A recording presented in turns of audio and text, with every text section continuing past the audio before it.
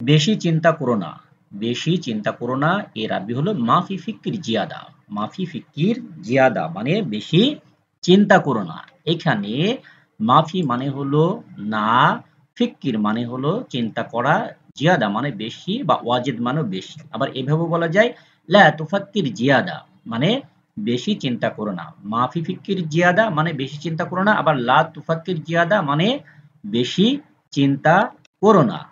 এরপরে তুমি কাঁদছো কেন? তুমি কাঁদছো কেন বা কেন তুমি কাঁদছো? লেশ ইনতা ইবকি। লেশ ইনতা ইবকি মানে কেন তুমি কাঁদছো বা তুমি কাঁদছো কেন? এখানে লেশ মানে কেন, ইনতা মানে তুমি, ইবকি মানে কাঁদছো, ইবকি মানে কাঁদা। ইবকি মানে কাঁদছো বা ইবকি মানে কাঁদা। তাহলে লেশ ইনতা ইবকি মানে কেন তুমি কাঁদছো বা তুমি কাঁদছো কেন? কেঁদে কি লাভ? কেঁদে কি লাভ? এস ফায়দা ইবকি। এস ফায়দা ইবকি মানে কেঁদে কি লাভ? এখানে এস মানে হলো কি, ফায়দা মানে লাভ, ইবকি মানে কেঁদে, ইবকি মানে কাদা। তাহলে এস ফায়দা ইবকি মানে কেঁদে কি লাভ? কেঁদে কোনো লাভ নেই, কেঁদে কোনো লাভ নেই। মাফি ফায়দা ইবকি, মাফি ফায়দা ইবকি মানে কেঁদে কোনো লাভ নেই। এখানে মাফি মানে নেই, ফায়দা মানে লাভ, ইবকি মানে কেঁদে বা কান্না করে। তাহলে মাফি ফায়দা ইবকি মানে কেঁদে কোনো লাভ নেই। ঠিক আছে? ঠিক আছে? আচ্ছা, এরপরে আর কেঁদো না, আর কেঁদো না এর আরবি হলো মা ইবকি মাররা। মা ইবকি মাররা মানে আর কেঁদো না, কি? আর কেঁদো না। এখানে মা মানে হলো না, ইবকি মানে কাদা, মাররা মানে আর বা আরো, ইবকি মানে কাদা। তাহলে মা ইবকি মাররা মানে আর কেঁদো না। ঠিক আছে? এরপরে যদি যাই, তুমি ভয় পাচ্ছ কেন? তুমি ভয় পাচ্ছ কেন? লেশ ইনতা খৌফ, লেশ ইনতা খৌফ মানে তুমি ভয় পাচ্ছ কেন? ঠিক আছে? এর আরবি হলো শব্দার্থগুলো হলো লেশ মানে কেন, ইনতা মানে তুমি, ইনতা মানে কি? তুমি, খৌফ মানে ভয়, মাফি মানে না। তাহলে লেশ ইনতা খৌফ মানে তুমি ভয় পাচ্ছ কেন বা কেন তুমি ভয় পাচ্ছ? এই বাক্যকে আমরা আরবিতে বলতে পারি লেশ ইনতা খৌফ মানে কেন তুমি ভয় পাচ্ছ? এটা আমার মোবাইল, এটা আমার মোবাইল। হাদা আনা জাওয়াল, হাদা আনা জাওয়াল মানে এটা আমার মোবাইল।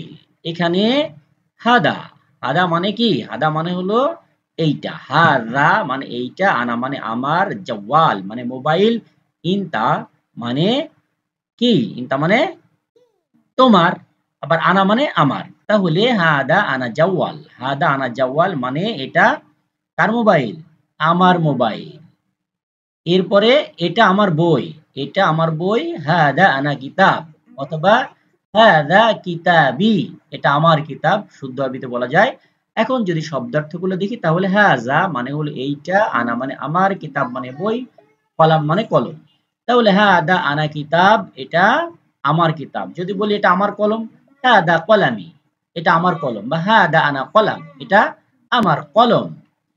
এরপর ইনতা জাওয়াল জেদিদ, ইনতা জাওয়াল জেদিদ মানে তোমার মোবাইল নতুন, ইনতা জাওয়াল জেদিদ মানে তোমার মোবাইল নতুন। এখানে ইনতা মানে হলো তোমার, জাওয়াল মানে মোবাইল, জেদিদ মানে নতুন, আর গাদিম মানে পুরাতন। তাহলে ইনতা জাওয়াল জেদিদ মানে তোমার মোবাইল নতুন। এরপরে ইনতা আনা মুদির জেইন, ইনতা আনা মুদির জেইন আপনি আমার ভালো বস, ইনতা মুদির জেইন। তাহলে আমরা এখানে যদি শব্দার্থগুলো দেখি তাহলে দেখতে পাচ্ছি যে ইনতা মানে হলো আপনি, আনা মানে আমার, মুদির মানে বস, জেইন মানে ভালো। তাহলে ইনতা আনা মুদির জেইন মানে আপনি আমার বস ভালো বা আপনি আমার ভালো বস। মিনু শারিকা ইনতা শগল, মিনু শরিকা ইনতা শগল মানে তুমি কোন কোম্পানিতে কাজ করো? তুমি কোন কোম্পানিতে কাজ করো? মিনু শরিকা অথবা এস শরিকা ইনতা শগল তুমি কোন কোম্পানিতে কাজ করো? এখানে মিনু মানে হলো কোন বা ইস মানে কোন, শারিকা মানে কোম্পানি, ইনতা মানে তুমি, শগল মানে কাজ। তাহলে এস শরিকা ইনতা শগল বা তুমি কোন কোম্পানিতে কাজ করো। ঠিক আছে? এরপরে যেটা আনা শগল, জেদ শরিকা, আনা শগল জেদ শরিকা, আমি তেল কোম্পানিতে কাজ করি। আমি কোথায় কাজ করি? তেল কোম্পানিতে কাজ করি। এখানে আনা মানে হলো এখানে ভুল লিখেছি, এখানে হবে আনা মানে আমি, ঠিক আছে, আনা মানে আমি হবে, শগল মানে হলো কাজ, জেদ মানে তেল, শরিকা মানে কোম্পানি। তাহলে আনা শগল জেদ শরিকা বা শরিকা তো জেদ, আমি তেল কোম্পানিতে কাজ করি। কাম রাতিবিন তাহুনাক, কাম রাতিবিন তাহুনাক মানে ওখানে তোমার বেতন কত, সেখানে তোমার বেতন কত। কাম মানে কত, কাম মানে কি কত, রাতিব মানে বেতন, ইনতা মানে তোমার, হুনাক মানে সেখানে। তাহলে কাম রাতিব ইনতা হুনাক মানে সেখানে তোমার বেতন কত। আমার বেতন ৫০০ দিনার, আমার বেতন ৫০০ দিনার। এখানে আনা রাতিব খামসা মিয়া দিনার, আনা রাতিব খামসা মিয়া দিনার মানে আমার বেতন ৫০০ দিনার। এখানে আনা মানে আমার, রাতিব মানে বেতন, খামসা মিয়া মানে ৫০০, দিনার মানে দিনার। তাহলে আনা রাতিব খামসা মিয়া দিনার মানে আমার বেতন কত?